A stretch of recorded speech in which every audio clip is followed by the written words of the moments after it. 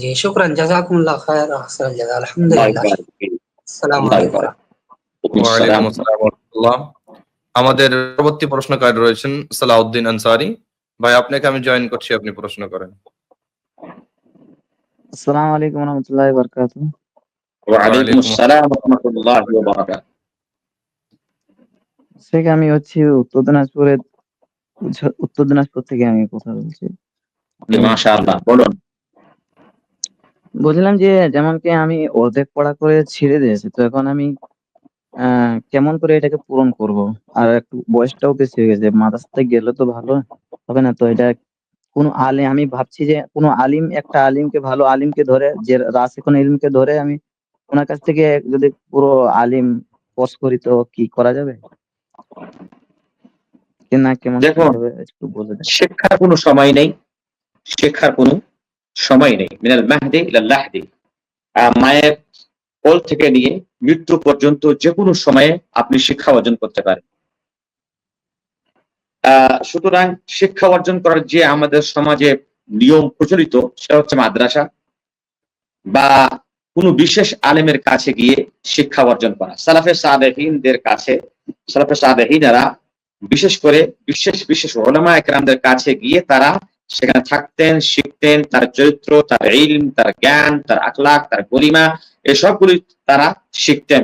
সুতরাং আমাদের সমাজেও দুই রকম নিয়ম আছে।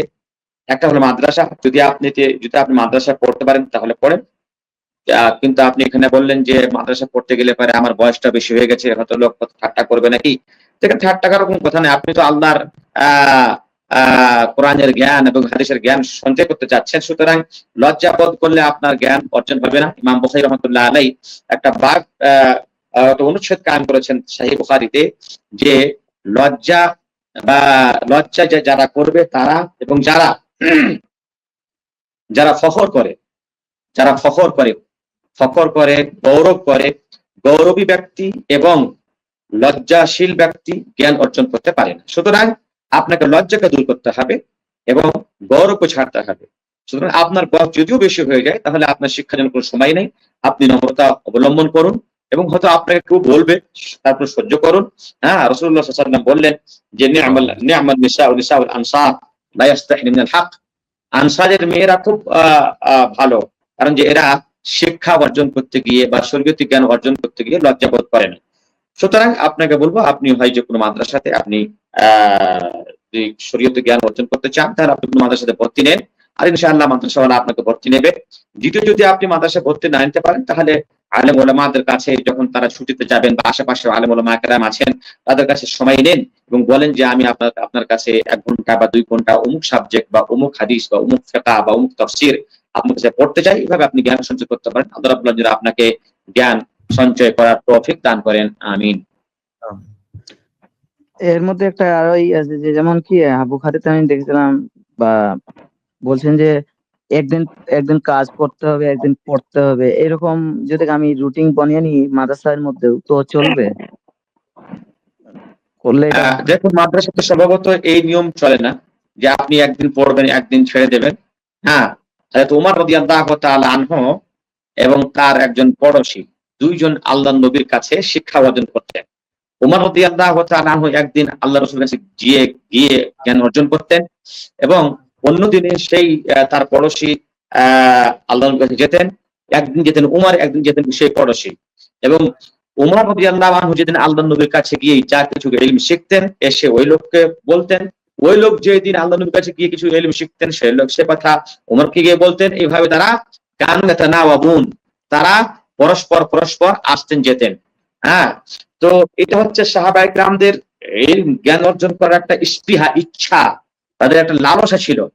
তো এখানে তারা বাড়ির কাজ সত্ত্বেও, বাড়িরও অনেক কাজের চাপ, তারপরেও তারা জ্ঞান সঞ্চয় করতেন। এই হাদিস দ্বারা একথা বোঝানো হয়েছে যে জ্ঞান, বাড়ি তো কাজ ছাড়তে পারছি না, আর জ্ঞানও ছাড়তে পারছি না। তার জন্য উপায় কি করতে হবে?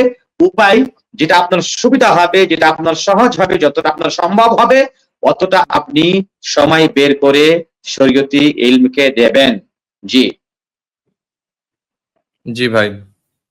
তো এটা করা যাবে? আমি যেটা ভাবলাম যে কেন করা যাবে না? যদি আপনার আপনার যদি দুইটা সাথী হন, আপনার সাথে যদি শেখা হয়, আপনার সাথে যদি বিশ্বাসী হয়, আপনাকে যদি মিথ্যা কথা না বলে যে ওস্তাদ বলেছে একটা, আপনাকে শেখাচ্ছে একটা, যদি এরকম না হয় তাহলে আপনি করতে পারেন, আপনিও করতে পারেন। কিন্তু উত্তম হবে কি উভয়ে আপনারা শিক্ষকের কাছে গিয়ে শিখবেন, কারণ যে হতে পারে আপনার সাথে আপনার শিক্ষক কাছ থেকে কিছু কথা নকল করতে ত্রুটি করতে পারে। কিন্তু আপনাকে আশেপাশে আলহামদুলিল্লাহ আমরা আমাদের দেশে আলেম ওলামা অনেক, আপনি কারো কাছে গিয়ে শিখতে পারেন, কারো কাছে সময় নিতে পারেন বা মাদ্রাসায় ভর্তি হতে পারেন। জি জি, আসসালামু আলাইকুম। জাযাকাল্লাহ। ওয়ালাইকুম আসসালাম। আমাদের পরবর্তী প্রশ্নকারী রয়েছেন মাজিদুর রহমান ভাই, আপনাকে আমি জয়েন করছি, আপনি প্রশ্ন করেন। আসসালামু আলাইকুম ওয়া রাহমাতুল্লাহি ওয়া বারাকাতুহু। সম্মানিত শেখ, আমার প্রশ্নটি হলো ওয়ালাইকুম আসসালাম সোনা ওয়া কেনা বেচার বিষয়ে। ভারতের সেফ গোল্ড নামে একটা ওয়েবসাইট আছে, যেখান থেকে সোনা কিনলে সেই সোনার পরিমাণটা সেফ গোল্ডের লকারে জমা হয় এবং বিক্রি করলে সেটাই আবার সেফ গোল্ডের লকার থেকে বিক্রি হয়ে যায়। অর্থাৎ সোনাটি হাতে মালিকানায় আসছে না, লকারে থাকছে, সেই রকম মালিকানায় আসছে। এইভাবে সোনা বেচা কেনা কি বৈধ হবে? জি না, কিনা তো বৈধ হবে, কিন্তু বিক্রি করা বৈধ হবে না। হ্যাঁ, রাসূলুল্লাহ সাল্লাল্লাহু আলাইহি ওয়াসাল্লাম বলেছেন লা তাবি' মা লাইসা ইনদাক, তুমি ওই বস্তুকে বিক্রি করো না যেটা তোমার আয়ত্তে না, যেটা তোমার অধীনে না। আপনি সোনা ক্রয় করেছেন, কিন্তু সোনাটা আপনার এখন হাতে আসেনি, যখন হাতে আসেনি ততক্ষণ পর্যন্ত সেটাকে আপনি বিক্রি করতে পারেন না। এটা আল্লাহর নবী পরিষ্কার হয়ে বলে দিয়েছেন। জি জি ভাই, এখানে হাতে আসছে না, মালিকানায় আসছে, এইভাবে কি হবে? না, হবে না। যতক্ষণ পর্যন্ত আপনি আপনার অধীনে না নিয়ে আসবেন, অর্থাৎ হাতে আসা মানে হলো আপনি যখন ইচ্ছা যেভাবে চাইবেন সেভাবে তাকে আপনি ব্যয় করবেন। আমি চাইলে আমি বিক্রি করে দিলাম, চাইলে আমি ভেঙে দিলাম, চাইলে আমি খেয়ে দিলাম, চাইলে আমি সাদকা করে দিলাম, কিন্তু আপনি তো পারছেন না।